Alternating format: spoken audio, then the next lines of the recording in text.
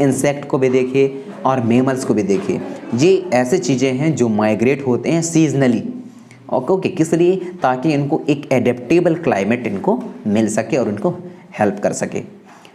Wetland of north east and some other part of the India. बात करते हैं tropical rain forest की। Tropical rain forest याद होगा क्या है, ये देखते हैं। The tropical rain forest region has the generally a hot climate because of its location around the equator.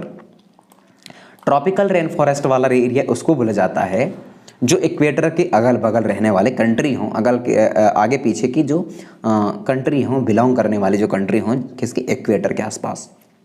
Equator किसको बोलते हैं बेटा? आप समझ लीजिए एक सन है। चलिए मैं थोड़ा सा आप लोगों के यहाँ बता देता हूँ। ये एक सन है, ये क्या है समझ लीजिए, अर्थ है। इस अर्थ में को दो हिस्से में यहाँ से बदला गया है। इस अर्थ को जो दो हिस्से में बदला गया है इसको बोला जाता है इक्वेटर। क्या बोलते हैं? इक्वेटर बोलते हैं। ओके, इसी इक्वेटर बोला जाता है। ये लाइन खींची नहीं गई है अर्थ में, सिर्फ इमेजिनरी बेस पर है कि हाँ ये ऐसा होगा। ओके, ध्यान रखिए, बाकी ये खींची नहीं गई हैं। ओके, तो इसको इक्वेटर बोलते हैं। तो इस इक्वेटर के आसपास जितने भी कंट्री, मतलब यहाँ से लेकर के जे वाले हिस्से में जितने भी कंट्री फंसते हैं, इनकी जो क्लाइमेट कंडीशन है बेटा वह कैसे रहती है?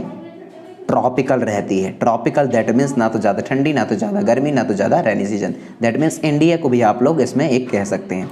ओके, तो इसको बोला जाता है tropical rain forest reason.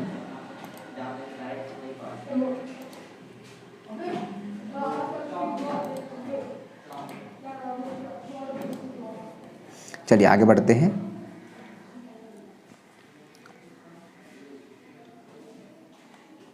Even in the coldest month, the temperature is generally higher than about 25 degree Celsius. लेकिन आप यदि देखते होंगे इन रीजन में, यदि हम बात करें कि कौन से सीजन की, कोल्डेस्ट मंथ की, विंटर सीजन की, तब भी जनरली हमारे यहाँ 15 डिग्री सेल्सियस के आसपास टेम्परेचर रहती है। ड्यूरिंग हॉट समर, यदि हम बात करें ड्यूरिंग हॉट समर की, द टेम्परेचर विल इंक्रीज और cross the 40 degree Celsius. Summer के सीजन की बात करें तो ये करीब करीब 40 डिग्री सेल्सियस के आसपास रहती है और इसको क्रॉस भी कर जाती है। Day and night are almost equal in the length 1000 the years. Okay, बहुत लंबे सालों से बिल्कुल इसी तरीके से इनका टेम्परेचर बना हुआ है। These region get plenty of rainfall. An important feature of the region is that the tropical rainforest. और जितने भी तरीके के हमने फीचर्स और इनके करेक्टर्स देखे तो ये कहीं ना कहीं बिलोंग करते हैं ट्रॉपिकल रेन फॉरेस्ट वाले एरिया को। An important feature of the region is the tropical rain forest. Tropical rain forest are found in the western Ghat that means southern India, and Assam in the India that is the India eastern part of India, south east Asia and then central America and central Africa because of the continuous warmth and rain. Okay, ये इसलिए ऐसे पार्टों को select किया गया है क्योंकि इनमें एक सर्टेन टाइम इंटरवल के बाद जो है यहाँ सीजनली चेंज होते हैं, such as rainy, after raining the winter is coming, after winter is going that, after then summer is coming. So साल के 12 महीने एक तरीके से एक टाइम इंटरवल के बाद जो है सीजन चेंज होते जाते हैं। This region support wide variety of plant and animal. और ये एक अच्छा रीजन होते हैं और बहुत सारे एनिमल के लिए एक बहुत ही अच्छी एडेप्टेशन प्लेस जो है हो सकते हैं ये रीजन, और सपोर्ट करते हैं एनिमल को और प्लांट को बेटर सर्वाइवल के लिए। The major type of the animal living in the rain forest are monkey. यदि हम बात करें कि रेन फॉरेस्ट या ट्रॉपिकल रीजन पे जो एनिमल्स रहते हैं तो उसमें शामिल है monkey, then apes, gorilla, tiger, elephant, leopards, lizard, snake, bird and the insect. So those are the some animal which are adapt to survive better in the tropical rainforest. These are the some animals are that.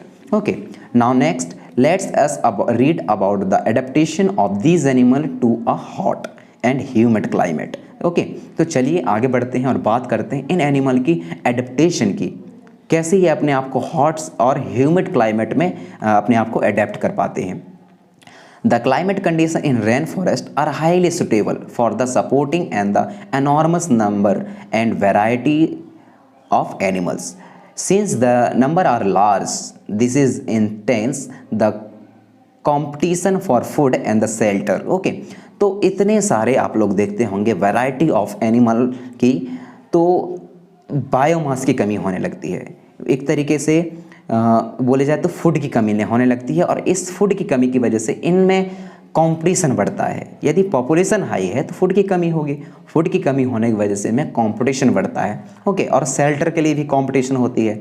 Many animals are adept to living on the tree. बहुत सारे animal ऐसे होते हैं जो अपने आप को adapt कर लेते हैं ताकि ये ट्री पर रह सके अच्छे से। Red eye frog has developed sticky pads on the feet to help its climb tree on which it lives. Okay, तो आप देखते होंगे कि जो फ्रॉग होती है, रेड आइज वाले जो फ्रॉग होते हैं, वह डेवलप कर लेते हैं। कैसे बेटा?